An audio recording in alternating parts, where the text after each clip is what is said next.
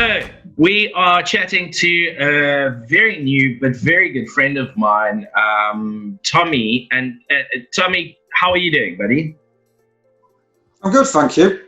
I have been taking it very easy in England for about a week. I've got another week to go of not being able to go anywhere, but it's the time of home working. We're connected. Yep. You know, there's no restrictions. My first thing I really want to ask you, and it's one of those awkward ones. How do you pronounce your surname? Because it's always, I've seen it, but what is it? Murshed-Parish? Yeah, Murshed-Parish. It's Murshed-Parish. It's part Bangladeshi, but it sounds English when you read it. It's just the fact it's a foreign surname that trips people up.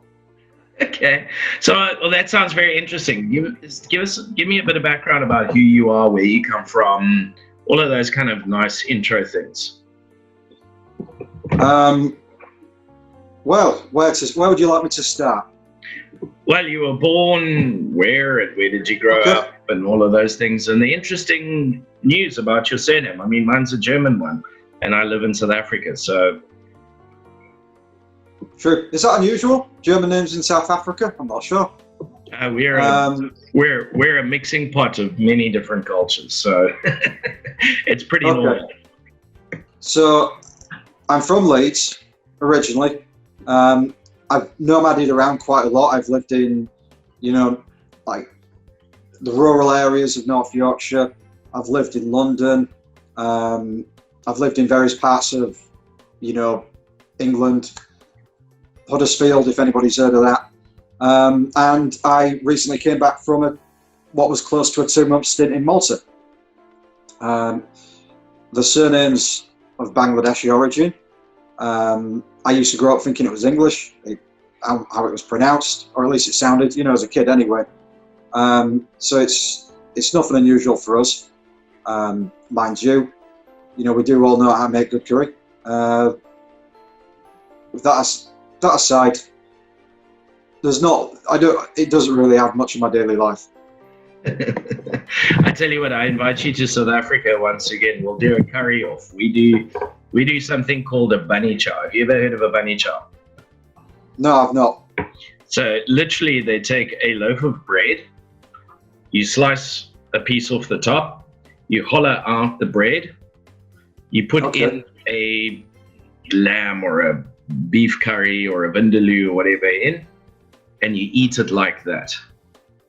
It is amazing. I will show you one day when you come visit. Anyway, and it's interesting. I mean, you've just come to Malta. We've had a couple chats with you in Malta, so you're back in the UK, and you shared some interesting, cool things. I mean, you went to film school. You've been a photographer. Tell us a little bit about your sort of work background and things like that. You've done some pretty cool stuff. So I still count myself as a filmmaker, although running your own business, that you have to spend a lot more time learning that than doing any, filmmaking really half the time, or at least of late. And I went to film school, ended up by accident as the photographer on film sets and photographing actors for a number of years. And the idea was that would make me money to, pay for a comfortable lifestyle that I could play around doing film stuff. Business is a lot. Just because you're good at something doesn't mean that you're going to get money from it. As everybody in business probably finds out at some point. And eventually I started doing a lot more with video. It ended up getting niched down into testimonials. And at some point I had this studio that was costing me £350 a month that I wasn't really doing anything with, and it just made sense to focus on the video and not the photography. But you take the skills that you've learned through your failures in one area into into what you do next, as long as you don't fail at it in the same way. No, that's something a very important word that you said there is finding your niche, and it's very important in business these days. If you have your own business, it's important to have that own niche. But I mean, you've done some cool stuff. You're playing it down, buddy. We're talking Bollywood here. You were going to be a DJ at a party in Switzerland. Like, stop playing it down. Like, be cool, man. Be cool. Well, it's not as big as it. Well, I've got to be careful not to overplay either. the DJing thing in Switzerland was just a small party in some bar in Bern, which is I think one of those multilingual cantons, and me and a friend and I got talking about dance music of the early 90s. Yes, the winners. From the 90s to Eurodance. Yeah, Eurodance, you could call it, of the, till about the year 2000 or around that. And just because of shared interest, she called me up one day and said, would you mind coming to Switzerland and playing a DJ set? Which was quite unexpected and strange. It's the sort of thing these days you can do off 2 laptops, or even just one. Yeah. So that was going to happen. The tickets were booked, and then COVID arrived, and we're like, hang about, how am I going to get to... I was literally going to fly to... The plan was it was going to be very kind of glamorous on paper. I was going to fly to Bern, play the sets, stay a couple of days, and fly for the Cannes Film Festival for 2 weeks. And then, go back and to a hero's welcome, probably. Obviously, that hasn't happened. So the unfinished business, and a lot of us have unfinished business before, for when COVID, miraculously vanishes, so to speak, if it ever does. I'm sure it won't. Is that DJ set? And to be honest, dance music of that era is extremely positive, almost in a juvenile fashion. So I can imagine people would get quite emotional, but there you go. It's life, life is full of unfinished business, and as somebody said, one day there are no tomorrows. So hopefully we'll get it done sometime soon. Oh, fantastic. Well, yeah, I used to DJ back in the day, and that's the music I grew up with. You had the likes of Steps and all of those, but like Scooter and all of those. There's lots of cool stuff we can do. But anyway, Bollywood, tell me more about Bollywood. Bollywood, somebody on my film set, for somebody at film school, is Indian. I was known as a person who took the photographs on I'll go back a bit. So while I was at film school, we couldn't rent out cameras. We couldn't even borrow cameras. It was weird. We were paying £2,000 a year, but we were never getting allowed to actually use our equipment apart from the final week of the year. So it was bonkers, and nobody learned how to be a filmmaker. So I had to pick up, at the time, the best thing you could get to that. And we're going back, like over 10 years here, a stills camera, and learn through using a stills camera how to take, compose images, play with lenses, understand lighting, because although there's movement involved in film, the principles of setting up a photograph and a shot are not that different. You've got to understand similar things, and a lot of still photography, technical stuff is based, is related to film. And I was known as the guy who would come on sets for, to take pictures at film school when they were making their films. One day I walked in on a set. I was usually there to carry stuff home originally and help them, lift gear.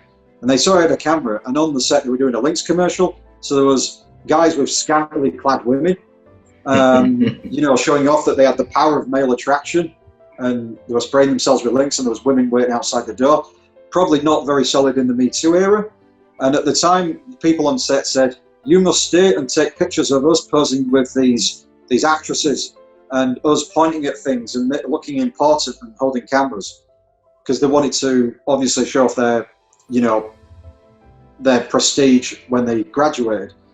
And through that, I ended up doing, other short films with them. And that graduated onto a Bollywood film, because one of the people who I worked with on those student films ended up on a feature film set. Very chaotic, very well thought of, nostalgic time in my life. Photographing a 300 grand movie being made, and it all going slightly chaotic as movies do. Yeah, they're never straightforward and simple, but that's a pretty cool experience. And also, you mentioned briefly earlier Cannes Film Festival. You go every year? Yeah, I do go every year. I haven't been filmmaking like I'd hoped to be doing, but because building a business has been a challenge. Although, ironically, a lot of the filmmakers I know have really struggled in COVID. And this is not a criticism, by the way, because in a way, I wanted to be with them. But a lot of the filmmakers are not making any films at the moment because of what's going on. So if I'd have not learned to do what I was doing now, I might be in a very stressed out position. No, for sure. Hey, you know what? Maybe something that comes out of this chat and this video is an idea in the industry that's a highly, highly competitive industry. Maybe everyone gets together and says, hey, how do we work together to rebuild the industry? Just a thought. People do on their own small pools. So, you can't take responsibility for the whole industry, but everybody's got their own little community. The bunch of friends they can pull together in times like this. Yeah. But film is generally a very difficult and unprofitable industry, and nobody goes in it for the money. And if they do, they're flaming mad. But you go in it for the love. Yeah, it's a work of passion, like radio or even being a vet or any one of those. It's still on the same level. I don't think people quite understand that under film. They probably think it's all about glamour and models and fancy sets and things. I am what you call more amongst the working class end of the film industry, if there is such a thing. So,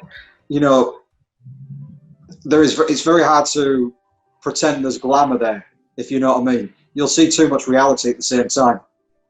Yeah, I've had my experience on big sets as well. Anyway, let's not go down that road. Let's go into some good news, and then we're going to find out more about you and your business and what it is that you do offer. Okay. So let's start off with your good news for today. 2 good news stories that you want to share with us. Okay, so the most recent good news is that my website finally got finished, which everybody needs to get done, is a necessity, and yet usually takes people, until hell freezes over to get underway. But it's not the silver bullet that will fix everything, but it can help soothe a lot of problems. Yeah, no, for sure. I finally got my website live. I've still got to finish my SEO. I built it all myself and all of those things, but it's good to have. And sometimes I say to people, in a business sense, your website is not a flyer or anything like that. It's like your business card. So if you tell somebody about yourself, what's the first thing they're going to do? They're going to go Google you. And if you don't have a decent website that they can find and understand what it is, you don't have that credibility that goes with it. So that's a really good big move. Well done. I'm looking forward to seeing it. Well, at least it's a monkey off my back. There is a guy I met once. I was at a networking event. I met this, I remember really well, there was this old man, and he seemed like a nice guy. He took about 30 minutes standing up because he was elderly. Mm-hmm. And by the time he could barely get talking, he was told to sit down again. And I felt sorry for this man. I went over to him, we had a chat. He was a very interesting guy. Mm-hmm. We met up afterwards. He turned out to use a very racist word without realizing it. Okay. So, that was a bit awkward, but he did give me one piece of useful advice that I have, I've hung on to since, which is completed tasks create time. When there are things that are kind of dragging at your feet, it plays with your brain and stops you being able to focus on getting other stuff finished. So it's nice to clear that off the decks. Mm-hmm. It's good to have that tickle. And I know what your other piece of good news is, okay? And we're going to share here somewhere on YouTube a link now to go look at the website, as well as with our blog post. But before we get to yours, I'm going to do my good news story, and then we're going to use the last one as a segue into finding out more about what you do. So on my side, good news stories is something very, very simple that people haven't even thought of, and it's not the traditional good news story. And here's the scary thing, right? So in prep to chat to anybody, I do a lot of Googling to find out about good news stories to share with people. And I tell you what, it's kind of hard to find them. So this one's slightly different. And this one is the simple awesomeness of using technology to reconnect and to create great content, right? So here in South Africa, things are a little expensive and not that easy. But with a bit of ingenuity, first of all and foremost, and I'm blindly looking around because what I'm trying to find is a very important device that everybody needs to stay connected, to do great content, and to do amazing things. It's called a smartphone, ladies and gentlemen. With the right apps and the right research and the right training, you can do anything with this. You can connect with people around the world, and you can do some amazing things. Simple, simple, simple, simple. The biggest trick is, and that's the thing that I actually wanted to use as the good news story, and my tip for today is if you actually do a lot of research and really look into it, you can get some amazing apps that help enable you to do things that you never thought were even possible. And then there's small additions that you can do. So like today, I was showing you a little bit earlier, I bought this little lapel mic that works with my smartphone. So I can create video content with a lapel mic. I have got a mini tripod for my phone. It doesn't cost much. So with very little capital outlay these days, I think we're enabled to create some amazing things. And we're going to segue with that into what it is that you offer, because you teach people in some ways how to use those bits of technology to create some great content themselves. And before I get to that one, I'm going to do my second good news story.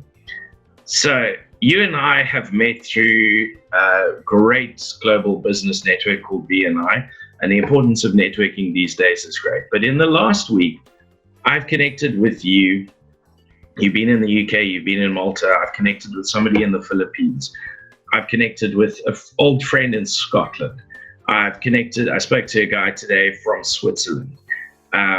Never before, through networking and making use of technology, can we become more connected. So my two good news stories almost merge into one of, instead of everyone complaining that we're disconnected because of technology, how about we embrace technology and the options it gives us to reconnect with each other, to reconnect with nature, and to be able to open the world to us. I'm sitting in South Africa chatting to a guy in the UK, and it's all possible through technology. And how cool is that?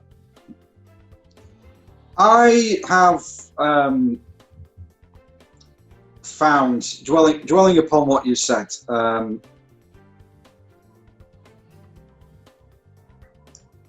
I remember somebody saying, many times over, people do, technology is bad, everybody's isolated, they're not talking to each other, they're kind of connected but disconnected, and people are critical about it. I think sometimes people, because we've got, years ago, people used to just go see each other in person, and then they had the telephone and became a bit more distant. Then they had mobile phones, and they became even more distant still. Text messaging replaced the phone call. And that doesn't mean you can't call people anymore, and it doesn't mean you can't go see people, but it makes it more convenient for people to not connect. So the technology was never the problem, it was always the intent and the willingness to want to chat with people. And I'm one of those people, I will prefer to call people and they'll say, why are you doing that? But it feels very distant. It feels like a fake, not a fake contact, but a very limited form of connection with people. And I miss that. I enjoy seeing people in person. I actually think that's one of the things that Zoom has brought out in a really good way is, before I used to think that phone calls were really good, at least when you're talking maybe to people on business, because you build up trust, you're listening to them, you get really into the conversation. But when somebody can't speak on anything but the phone, I found it a lot more disconnecting, and I realized that your brain is a lot more settled when seeing a face. It's a lot less. It feels a lot less disconnected from the world. So it is really good what's being made of the technology. I have had friends from Cannes, who I knew from the festival. We'd see each other maybe once a year because of that, and never hear it from each other again, barely, apart from the odd text on Instagram. or the random phone call. But now staying in touch has become a lot more of a routine habit. I mean, maybe when we're all busy, it will happen less, but I have a feeling that people appreciate it more. The interesting thing with, filmmakers is, generally speaking, they don't have much in the way of a business background, without being too cruel about it. So they're very good at the tech, like the creative skill, but not the business skill. And whether they think that somebody else is going to take care of the business for them, it isn't like that. So what they do is they meet people, they get drunk with them, and have a good time, and then they forget to stay in touch for an entire 12 months, and then wonder why they haven't got much work coming in, or it's hard to penetrate through get through the doors. So it's now easier to stay in touch with people I know in America, the UK, when I'm in Malta, different parts of London. Only when something really significant is happening would I need to go travel again. There'd be more value attached to it. I can manage probably my time a lot better. I can stay in touch with more people, still feel quite connected to them, have good conversations. It doesn't all depend on, me having to travel 4 hours on a bus. Yeah, that's true. But in response to what you said about, us connecting and all these nationalities through BNI, what I found is, at least on the, you can say it's about BNI, it might apply elsewhere. I don't know many other global small business networks. But before, even though it's a very big world out there, it's, in a way, it's quite a small, bubble. There's a lot more support to take advantage of. It's a lot easier to meet people and to make interesting things happen, not be so limited by distance. I think if you're a tradesperson, obviously that's not so easy because you have to be in the same place to do your work. Marketers have probably, it's obviously very difficult times and people have got worries about their families, given what you told me. But in a technical sense, it's marketers' Christmas, because suddenly you can connect with all these experts. You could do that in the UK, but sometimes you might, gel with some better than you would others. So it's easier to find your tribe in a way, than it was before. Yeah, and a couple of things that popped up. It's very funny because outside light went on, so it's obviously based on a timer as it gets darker. So as you were talking there, in very deep way, it's like you had a light bulb on outside. I love that. But what you said was very true, is the intent behind it. And I'm an extreme extrovert, so lockdown and not being able to see people and have physical contact has been very difficult. But something that I came across, which was very interesting, is like you said, the intent behind it. So the intent behind the conversation you're having. But here's a funny thing. On an energy level, you and I are connecting right now and anybody who's listening to this, because my voice and my energy is being translated into an electronic format that is then passed through the internet and then putting out again in your earphones. It's exactly the same energy that you would have in a normal interaction. It's just using technology to transport it over a distance. So it's quite interesting. And when you look at the intent behind a conversation or a connection that you form with somebody, be it on a digital platform or whatever like Zoom or the outcome, it's actually not that far off from the real deal, actually. No, and it kind of suits them, maybe ill suits some people in various ways. So some people don't like being in the same room as somebody else for too long, or having a physical presence in the room. Daft as it sounds, a lot of introverts, this suits quite well. Mm-hmm. Some people kind of like having a little bit of glass distance. Some people do, miss, and with good reason, because you can pick up a little bit more being in person in the same room as somebody than you can with noughts and ones coming through a machine. Tone, intent, just what I would say is, the ability to relax because of it. So there are pros and cons, but as always, it's how you wade through them. The interesting thing about this that I read into it is there is a film that a lot of people have seen. It won many Oscars called Birdman. Mm. It was quite a film. But Yeah. the thing that really intrigued me was it was written by 4 people in 4 different locations, sending notes back and forth by email. Maybe they used Skype, I don't know, but it was said to be email. So, having that, collaboration at a distance is a lot easier now. There was a film that is getting really big reviews and really big attention in the industry, partially written by somebody I've known from years ago. Not too well, but I'd bumped into him enough times. And that was a collaboration by Zoom with all the actors. It was about a Zoom seance. So the possibilities are opening up as the hour has been restricted by, the virus that's going around. Mm. And I think there will be people who would take wide advantage of it. No, for sure. And we've been shooting the breeze for a while. We're talking about a lot of things, and they do tie in actually to the conversation we're going to get to now, which is your second piece of good news. And then we're going to find out more about you and your business. Okay. So the second piece of good news is after dragging it out as long as I could possibly do, we finally got a training course underway. A training class. Sorry, I'll start again if that's all right. Yeah. We got a training course underway.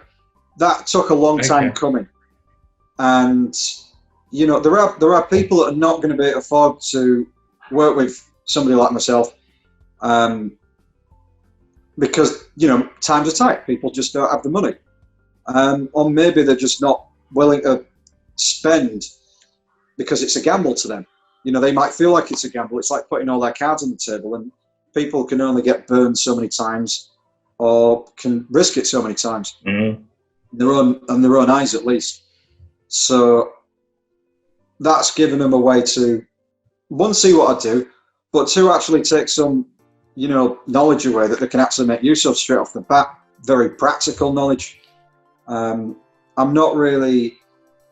kind of value positivity, but a lot of advice is very philosophical in nature, and not everybody can manage to put that into a sequence of, okay, this is what I need to do, to get some results and to get further ahead.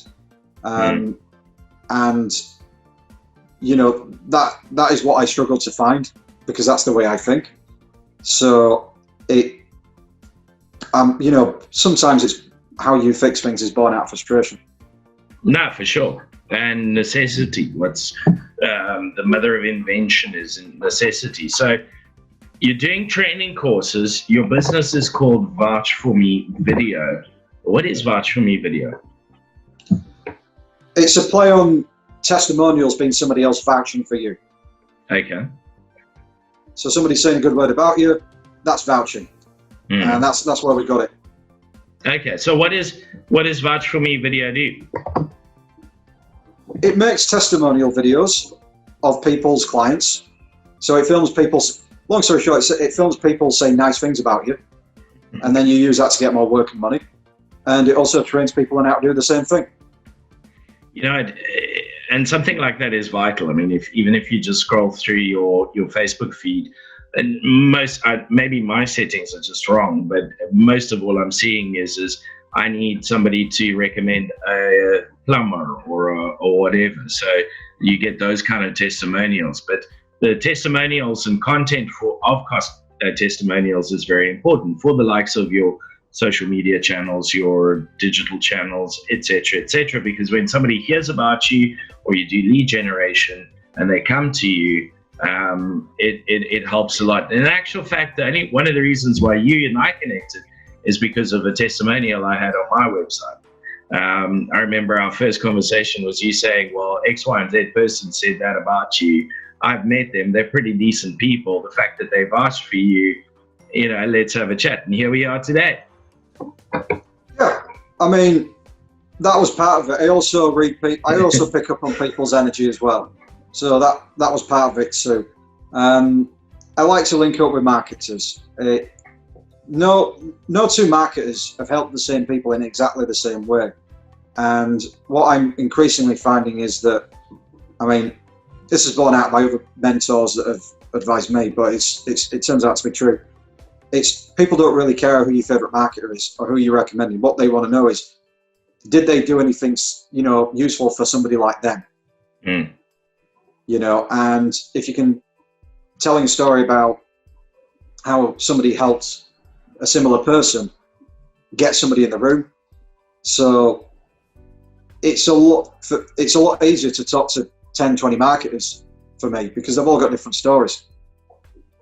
You know, and that's why I will literally chat with people, especially if they've got decent energy. No, for sure. And as a videographer, part of what you do is help people share their story and tell their story in a good, real way and format. And Tommy, I'm gonna be a little hard on you on this one, buddy. You're playing things down. So you've got your great business, Vouch4Me. I could vouch for you because I've done one of your workshops, and what you do is amazing. And part of empowering me to be able to do what I'm doing at the moment actually came from doing your workshops. And in actual fact, you know, your business is amazing from the point of view is it's a niche, but people now have access to somebody who has a really good high level of experience within the industry as a videographer, that's now offering the option to record and assist with recording testimonials, but at the same time teaching people how to record their own testimonials and empowering them. And I think that's something very amazing, and I don't think that point's coming across properly. So stop being so humble, buddy. Like, you do some amazing work. It's timing. A lot of it is, you know, a lot of it is, I wouldn't say fortunate timing, because COVID is a very rough time for us all. But when I first started doing this, I didn't have a lot of money for equipment, and you know, I didn't want to get into a situation where I was taking out big loans for expensive cameras, or hoping that one day I would get enough small jobs that I could save up and buy a big camera and do bigger jobs. It's just a road to nowhere. And I got really lucky. One of my few jobs at the time, back about 3.5 years ago, maybe longer, was for a social media guy. And they'd asked me to do some animation in there because they showed me somebody else's video and said, can I have a video like that? That often happens, you know, can you do me similar products? I said, yeah, because I needed the money and I'll learn how to do it. And if not, I will find somebody who can do it, because there was a lot of different elements involved and I had to bring them all together. But the one thing that killed me was animation. I absolutely hated it. And I'd never want to do it again. And I always give it to somebody else who can do that better. And while we were on it, you know, we were filming the social media guy visit his clients and do things like take pictures of them on their job to make content, you know, chat with them, consult, that sort of thing. And I'd just go down there, film them. And one day I was down at a client of his who was also somebody in my own network, and we both knew very well, so we were all friends.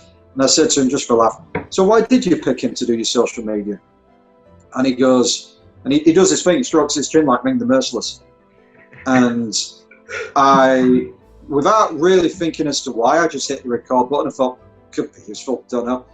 And he said, well, I didn't want him to do it at first because I like me doing it, but then I had no time. So I guess I gave him a shot, and eventually his language started to sound like my own kind of unique little voice. And I like that. Got a phone call the next week. Tommy, where's that video? And I says, what video? I sent him about the wrong video 3 times until I realised what he was after. And I says, oh, that, I think I've deleted it. You know, we didn't go there for that. We went for something else. And he started freaking out. No, I really needed that video badly. You know, that is the thing I need. Give me that video. And eventually, you know, after freaking him out a few times, I managed to dig it out. He put it on his website straight away. And the light bulb went off and I thought, hang about. If he likes that so much and it makes him look that good, what's the point of trying to make big, I mean, don't get me wrong, there are reasons to make big videos, but, you know, given I've not got the biggest resources, would it not be just smarter to focus on the videos that people like the most and cost the least? It was literally an economical decision. And I just thought, and if I, at that point I thought, well, if I package it as something that, because it is, at the time we all knew them as testimonials, I thought, well, if I just say I only do testimonial videos, this is what I sell, it would be a lot easier to sell to people than say, you should have a video. There's many kinds of videos. Pick what kind do you want. There's no reason why people would pick you to do that, because they don't understand the products. Whereas testimonials were something that people could grasp easy. They could just literally go, "Oh right, so it's my clients. Talking about me. I don't have to get on camera. I love it. In fact, probably the thing they love most about it is the fact they didn't actually have to appear in the video. That's probably my client's favorite thing about the video, is they don't have to be in it." And so it just grew from there. You see, now that's what I like. That's the story behind the story of actually how it was born and come about. And just to summarize and read between the lines, from what I hear, and having got to know you even better, is that a amazing business was born out of necessity, yet has become an absolute passion, which was discovered by accident. And people now have access to somebody who is very humbly, boys and ladies and gents, he's being way too humble here. He has an amazing ability in terms of experience and really teaching and sharing and doing amazing videography at a more accessible way. That's led to something that there's actually a huge demand for. I mean, this platform that we're doing right now is completely unique. I'm here to find somebody in the world who's doing what I'm doing, and that's kind of the beauty of it. And I must say, I know a few companies who do it sort of like as a side thing, but nobody really offers testimonials as like a speciality thing for companies, and there's a massive need for that. So it's exciting, and I really look forward to going through your website where you can see some examples of the work that you do in terms of the testimonials and how they go. And that leads me into my next question is okay, fine, I'm sitting here in South Africa. Tommy, I need to do some testimonials, especially on the video side of things. You're in the UK. How can you help me out, buddy? Well, magic of Zoom, we're doing it now. Well, the national barriers have broken down. I've been in meetings in Canada, Malaysia. I've been meeting with people in Singapore, South Korea. It's been bonkers. South Africa being one. I met with you guys for the first time when I was in Malta. I'm talking with people in the Philippines. I've always been generally quite an international person. I kind of tapped into B&I quite a lot for that. That's how I actually ended up doing a lot in Malta. But as long as two people have a decent internet connection, and that is the crucial thing, doesn't matter where you are. In fact, where I am right now is worse than where I was in Malta. Because it's rural. Internet. The internet's better in Malta than it is in rural England. A lot of the time. Well, Dory, as we're talking, I'm listening out with one ear to hear if my kid wakes up, and the other ear I can hear, and I'm sure my mic's picking it up. One of my neighbors has started up a party. That doesn't take away from what we're doing. It's kind of the realness of what we're doing. So I think that's also a vitally important part, is to keep things real. So even if your internet does have a little bit of a dodginess to it, even here in South Africa, I'm very impressed that we're this far in, and I haven't had are you there? Are you frozen? How many of us have been through meetings or recordings like that? It's the reality of 2020, huh?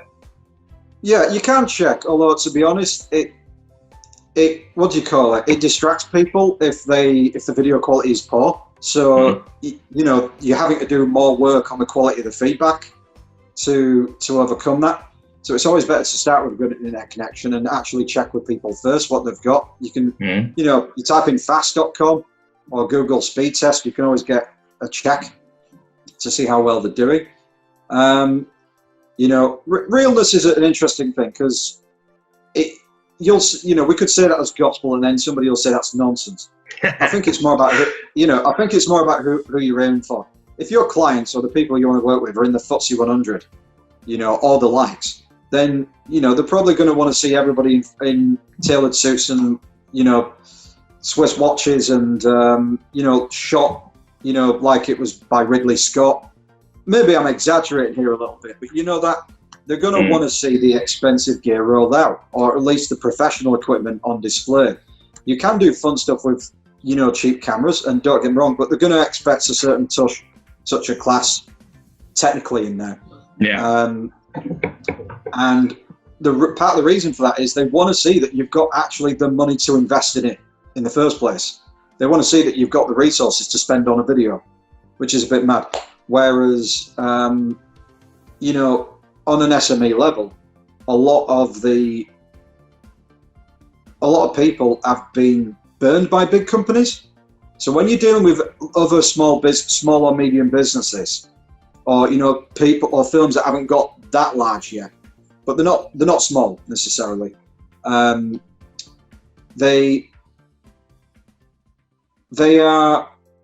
They're more interested in what people have to say about you above anything else.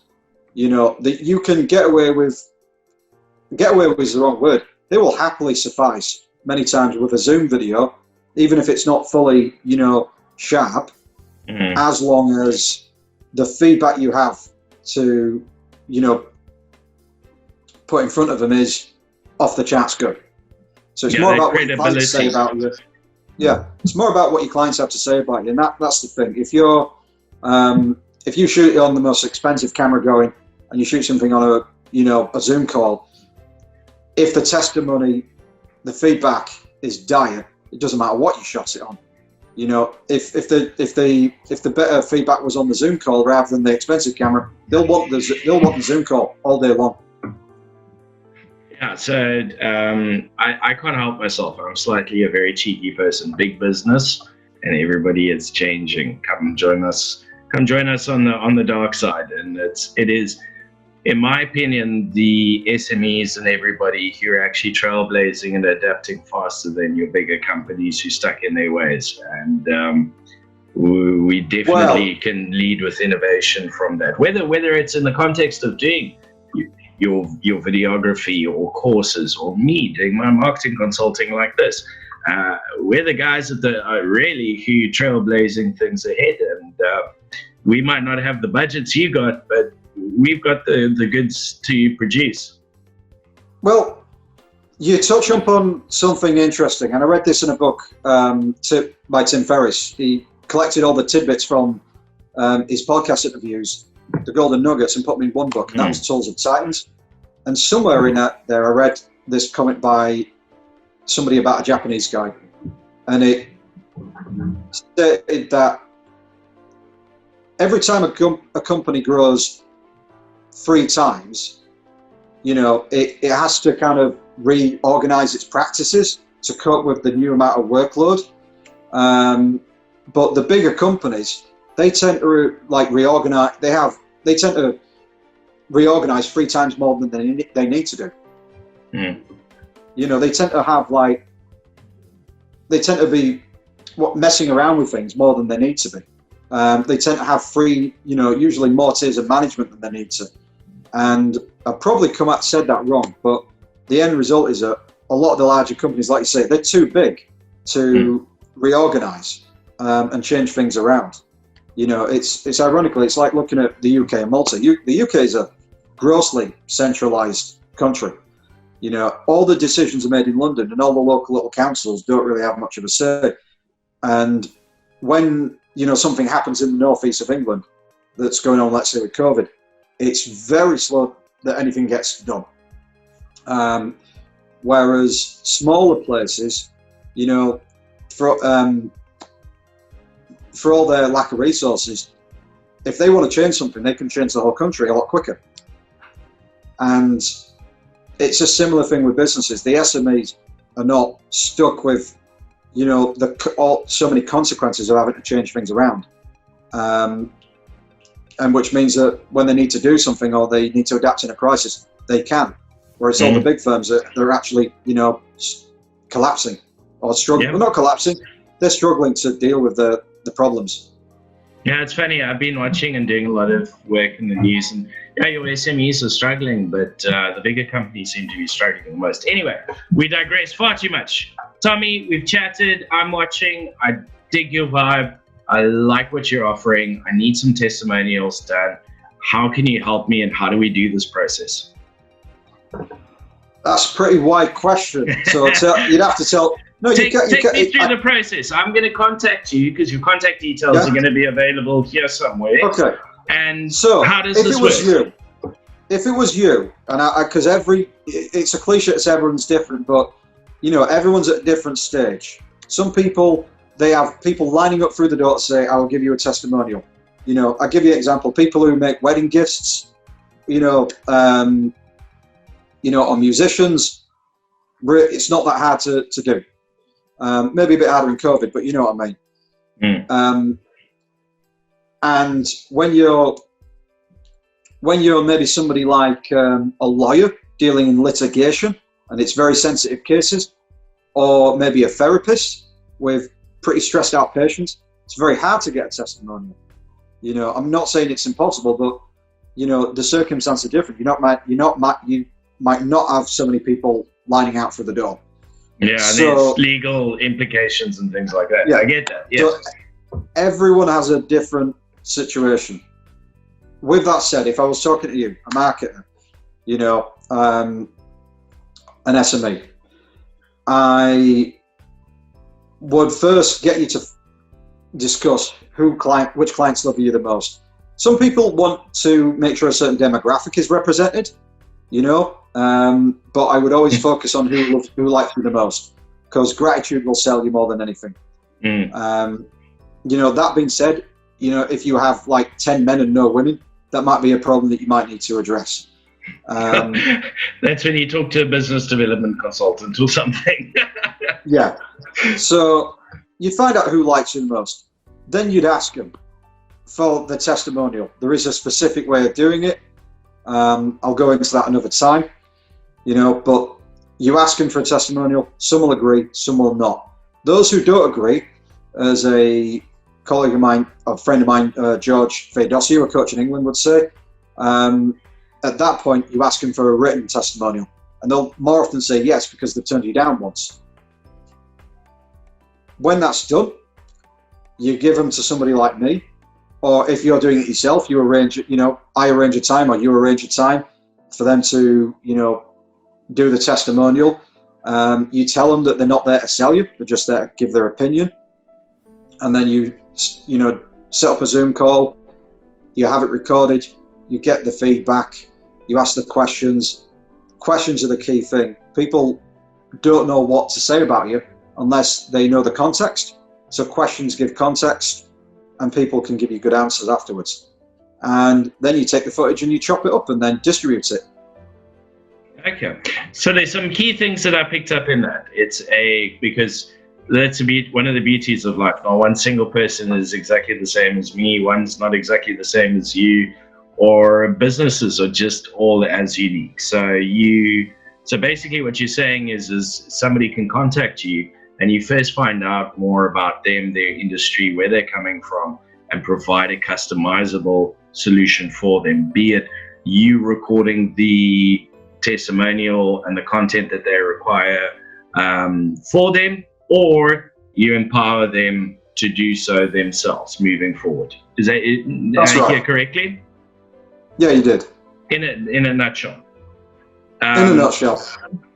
Yeah, and you mentioned earlier as your second good news story is the launching of your training courses, and I've attended one of your webinars, which was, ladies and gentlemen, sign up for one of them at least as an intro. It's worth it. Every minute, every cent, everything behind it, because it does empower you and give you information. I mean, I walked in there as a marketer who's kind of starting to do the stuff myself.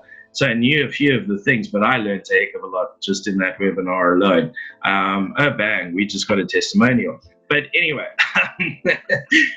it's worth it participating. So tell us more about your training courses, your webinars? Where do we find out more details? How do we sign up? How do we check that out as well?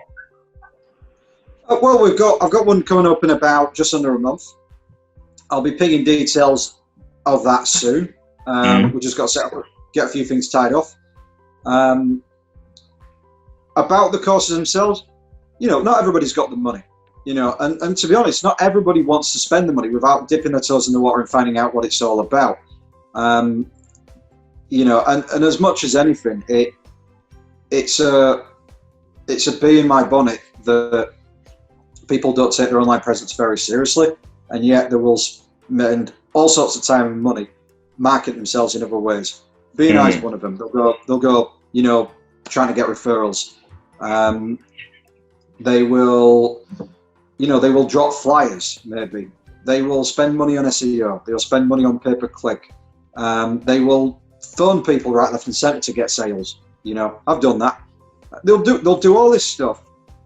And they hide their head in the sand over the fact that people are going to visit them where they're found online and check them out. There is no hiding anymore. People will check you out.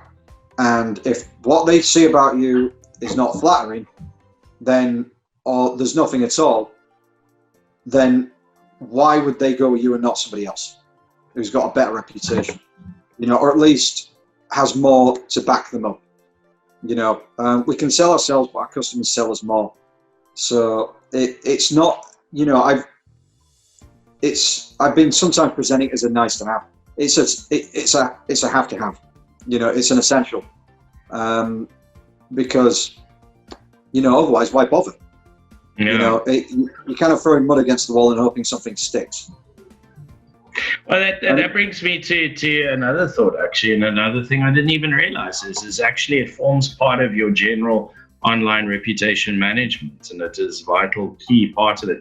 And also when you start going into the heavy depths of your SEO and all of those things, testimonials and things like that, recommendations, which is a testimonial, those form a very big part of your SEO.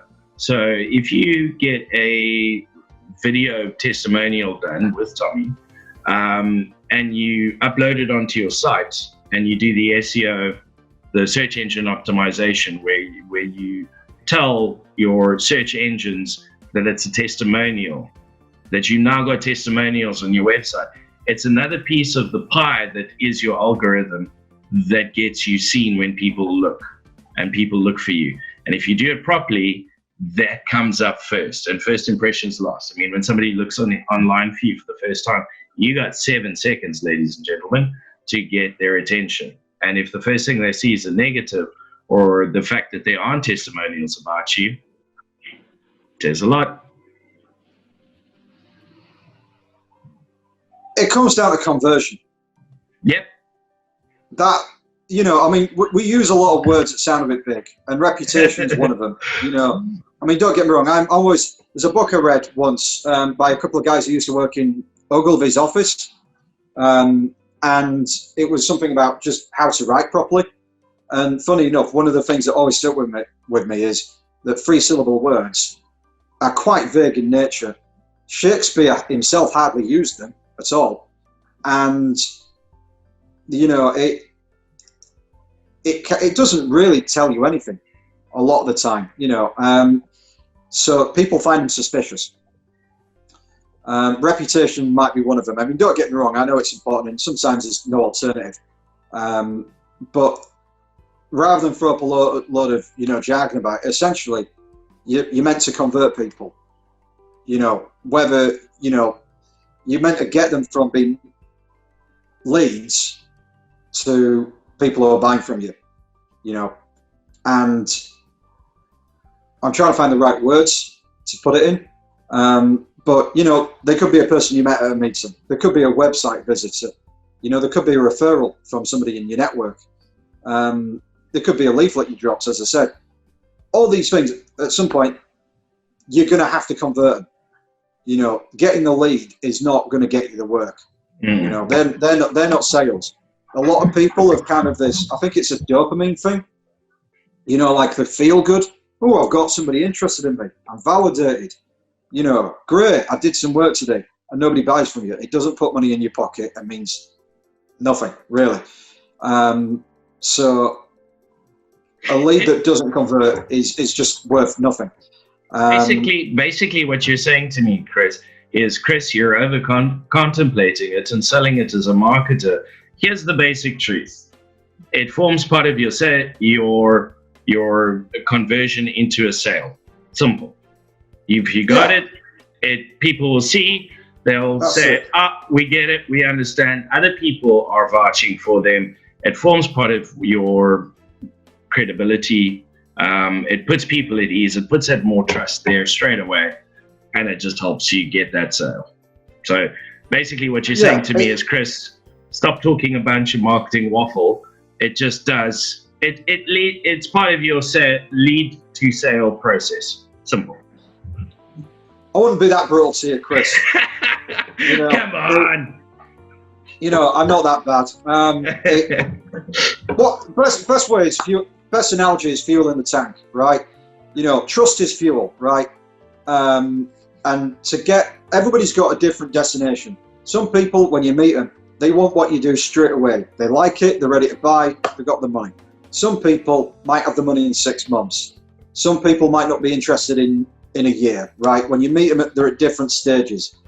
And the more fuel, trust, you can put in the engine, the quicker and the more likely it is that they will reach that destination, being that they buy from you. Testimonials put a lot of fuel in that tank, but so do all your other efforts. Having a website that doesn't look like it was done by an amateur, or at least is all over the place. A social media page that at least has an update once a week, rather than has not been touched in 3 months. Little things like that. Keeping people aware of you, like sending a newsletter to them once a month. These little things just put more trust that you're the person. And I wouldn't, just because I do testimonial videos, say, don't do any of that stuff. Reviews are a great one. People like, again, more social proof, Google reviews, LinkedIn reviews, all that stuff puts fuel in the tank. And sometimes it's a combination of fuel, different fuels that gets you there. Some people need more of it than others. I think that's a great way for us to wrap, because what you just said is beautiful. And our chat has brought out many things where people get to know you on a deeper level. Very humble person, somebody who's not just going to throw a product at you and say, buy it and you will only do this. You're looking at the bigger picture of things and where your piece of the puzzle fits in to a greater sort of now I'm being cautious using my words, because I speak marketer, but that ecosystem of success. You're not just going to say this is the only thing you need to do. Some part of the value add that you'll give is say, hey, you need to look at these other elements as well to integrate everything together to bring that success to you and to fill that tank. And I think that's great. One other thing I'd probably best say on language, right, is that I come from a family of tradespeople. So my father's an electrician, my brother-in-law's an electrician, my uncle's a plumber, my other uncle's a joiner, my cousin's a joiner, my other cousin works with air conditioners. They're all people that work with their hands, and they are very sharp people who do not like hearing fancy language from whether it's lawyers, whether it's marketers. They could probably talk all day about what building materials to use and how many millimeters something needs to be, but they're just not interested. And actually, they're smarter than most people in that respect, because all they want to know is, what's the result? What do I get? And so, because I've had to deal with these, these businesses very often, and a lot of B&I chapters are full of tradespeople, you're not going to get very far, talking in vague terms to them. So it saves a lot of trouble to find ways of putting things that I won't say isn't just marketing speak, but is away from big words. Put it in straight language and 2-syllable words most of the time, and people will actually start taking more of an interest. There it is, right there. Thank you. I'm not saying like it's you've explained exactly what it is that you do. Not only just we've spoken about that you do a business that's videography and testimonials and teaching people how to do testimonials, but also the added value of, guys, keep it simple. Keep your message simple. Work on a more easier to understand approach of things so that people can follow you, because not everybody, I mean, if I had to sit and talk and do an interview with a plumber and we start talking about angles of U-joints on plumbing and which one's the best for certain constructions, I might struggle with some of the terminology. But they've also learned again to speak in a language that makes sense to people. So there's another added value. And I think that just brings that point across once again. I reckon so. I think there's so many, because of BNI, I would meet more marketers than I realised could exist. You know, I mean, maybe that's an I thing to say, but you know what it's like. There's a market in every area, and actually, what marketing is one of those sectors that's evolving at a scary pace. You know, technology will change some industries. You know, if you're a tree cutter, you might get a different saw every 5 years, and I'm sure it's a bit more complex than that. I know technology updates faster and changes how it works, but marketing is frightening. What is valid today is redundant sometimes in the next 6 months. You know, a few years ago, it was all about Snapchat. Years ago, all people of a certain age were using Facebook, and now they're all on Instagram. And then suddenly they've gone on to TikTok. So it evolves rapidly. And a lot of the time, to explain how something works to people that find this stuff overwhelming, it seems to be easier to rely on metaphors and analogies. You know, comparing, you know, like fuel tank, you know, fuel in the tank, that sort of thing, because otherwise they're not going to get what part of the market you're trying to explain. And I've found it easier to, when talking to people that do so many things, to get a clear idea of it, to understand what they're actually doing, is to ask them, give them a metaphor and say, is it actually like this? And then they tend to, you know, fill me in whether that I'm close or not. So it's a way of keeping things simple. Yeah, so not only do you provide the ability to record and do videography in form of a testimonial, you can do the other things, but we're talking about your main niche right now. Not only can you do that, you can add value add as to where it fits into the bigger picture of things, and at the same time you can assist people and teach them how to tell their story, which is also very important. And I think those are 3 great takeaways just from today. So we're going to have to wrap up for today. You and I can chat for days, and I will be definitely posting with this all of your contact details, the website link. Everyone go and have a look at the website. Go check it out. If you listen to a small section of this or a highlight or whatever and you don't get it, go to the website, go see it, you'll get it.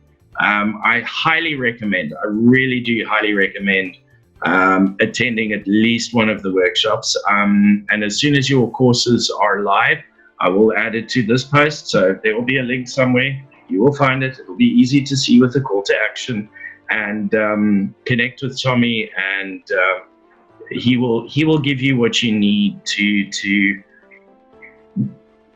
help tell your story, but to do it through the people who've worked with you before, to add to your credibility.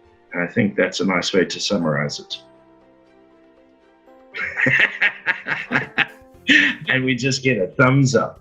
Yeah. So thanks, Tommi. Always great to chat, and we'll be in touch again soon. Good stuff. Look forward to it.